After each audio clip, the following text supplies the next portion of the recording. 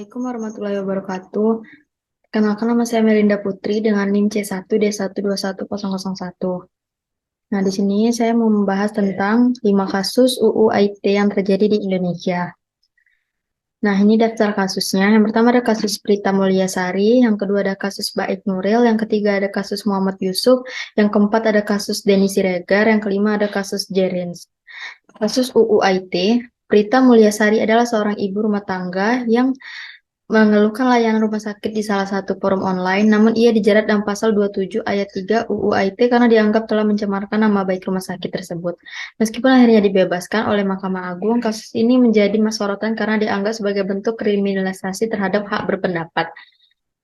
Sedangkan Baik Nuril adalah seorang guru di Lombok yang merekam percakapannya dengan kepala sekolah yang diduga telah melakukan pelecehan seksual, namun rekaman tersebut tersebar dan ia dijerat dengan pasal 27 ayat 3 UU ITE tentang pencemaran nama baik. Meskipun sempat divonis bersalah, Baik Nuril kemudian mendapatkan gerasi dari Presiden Joko Widodo.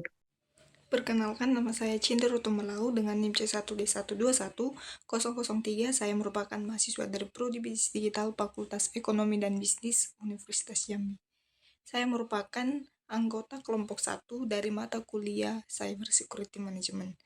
Di sini saya akan melanjut kasus Undang-Undang ITE yang ketiga, yaitu Muhammad Yusuf. Muhammad Yusuf adalah seorang mahasiswa yang ditangkap oleh polisi karena mengunggah meme yang dianggap menghina Presiden Joko Widodo. Ia dijerat dengan pasal 28 ayat 2 Undang-Undang ITE tentang ujaran kebencian dan dijatuhkan hukuman 1 tahun penjara. Kasus ini menuai kritik dari berbagai kalangan karena dianggap sebagai pelanggaran sebagai hak atas kebebasan berekspresi. Selanjutnya yaitu yang keempat, Denny Siregar. Denny Siregar adalah seorang penulis dan pengamat politik yang dijerat dengan pasal 45A ayat 2 Undang-Undang ITE karena cuitannya dianggap mengandung penghinaan terhadap Papua.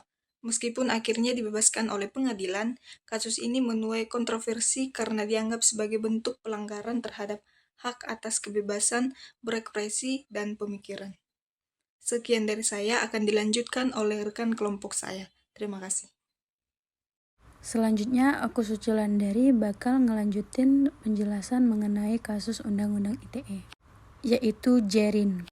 Kasus Undang-Undang ITE yang menimpa Jerin pada tahun 2020 karena tweetnya yang dianggap menghina institusi negara. Ia akhirnya dijatuhi hukuman 10 bulan penjara dan denda sebesar 10 juta.